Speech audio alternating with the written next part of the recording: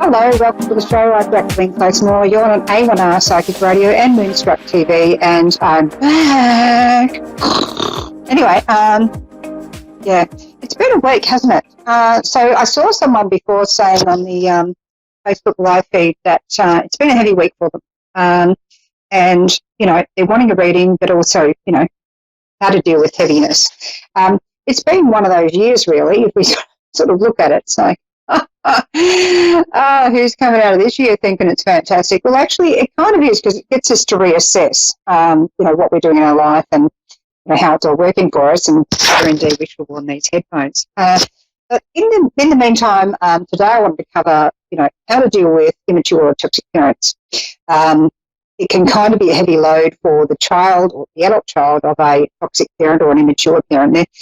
You could say they're different things, but there can be toxicity in the immaturity, emotional immaturity of your parents if they've been really immature. And a book I read back in the 90s, written by Susan Forward, is actually Toxic Parents. Actually, I think it's a really fabulous read.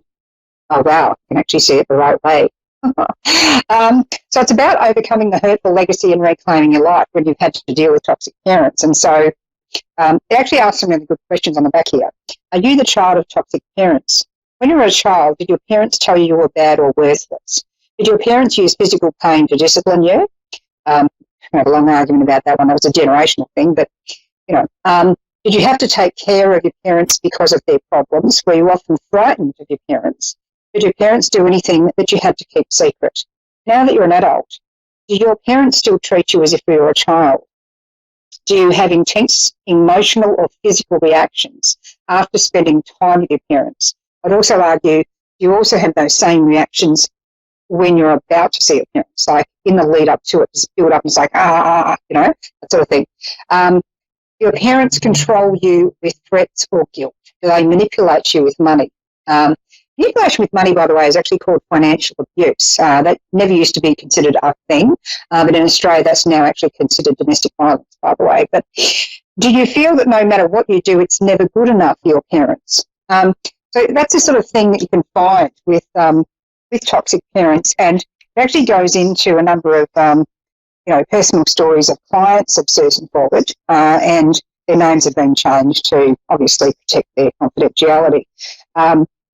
And it goes through their stories, and then the second part of the book actually goes through, all right, so now that we've addressed this and you don't feel like you're alone, here's how to actually deal with it. You know, and, you know, I've actually just flipped onto a page here, and it's it says, insanely jealous, you belong to me. You know, and it's where, you know, in certain cases we can feel owned by, you know, a parent, particularly if there's really toxic behaviour there or abuse of some kind, and it can be a very difficult thing to overcome. There can be a lot of anxiety in other situations you don't quite realise bring up that same trigger.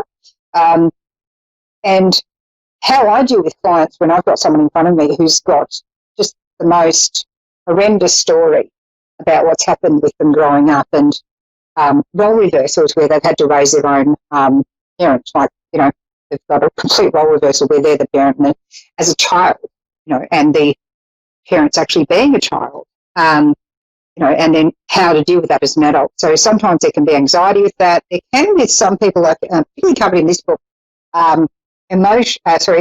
Adult Children of Emotionally Immature Parents. It's a really good book. I actually got that just the other day. It's how to heal from distant, rejecting, and self-involved or self-absorbed parents. And it goes through the 4 different types of difficult parents. So the emotional parent instills feelings of instability and anxiety. The driven parent stays busy trying to perfect everything and everyone. The passive parent avoids dealing with anything upsetting. And the rejecting parent is withdrawn, dismissive, and derogative. The thing is that when you're an adult and you've gone from childhood to adulthood, there is a natural process of coming to understand that your parents are human beings. They're not perfect. No one is perfect. We're not saying that. It's not about saying, you're bad, you're good. It's about sort of going, all right, well, here's how this has affected me and how can I actually heal from that, or how can I, you know, deal with this? And if the parent you know, is able to recognise those behaviours and actually go, wow, you know, I didn't realise this impact on you, and oh, sorry about that, and wants to change. That's fantastic. But a lot of parents don't. They don't recognise it, and if you bring it up to them, they might not respond how you would hope. So particularly in Susan Forward's book, she goes into how you really need to process all the different feelings you're having about that experience of childhood with your parents and come to peace with it and feel complete with it yourself before going and confronting your parents about, what went on. And because the thing is that your parents might not react how you want. You may not get the healing situation or them admitting whatever it is that happened.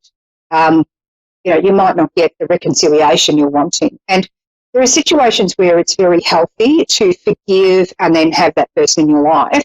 And there are situations where, no, forgiveness can actually just mean shutting the door and saying, right, I forgive myself of the need to put myself through that anymore. And I forgive that other person by simply accepting they weren't going to change and there's nothing I could do to make them different. So that's where it's really good not to confront the parents until you're actually in that right place for you where you're not looking for a response. You're just looking to say, here's what I have to say, here's my experience from my perspective, and you're saying it respectfully. You're not saying it to attack them. Yeah, you're saying it to really just say, hey, look, this is where I come from, and this is what I've had to deal with, and I accept that you're not perfect, and that's a really mature way of healing that. One thing I'd like to share with you is an exercise I get some people to do. It's actually a behavioural model of different stages of emotional development, behavioural scale. I think it's Erickson's, I can't remember the exact name of it. And but essentially, it's the age at which certain hallmarks of behaviour happen. So when someone's got, they're an adult of a parent who wasn't mature and they've never been able to rely on that parent, it really hurts them. A thing they can do is get a really cheap photo frame, about 5x7 or 4x6, really small. Spend no more than $5 on this thing, yeah?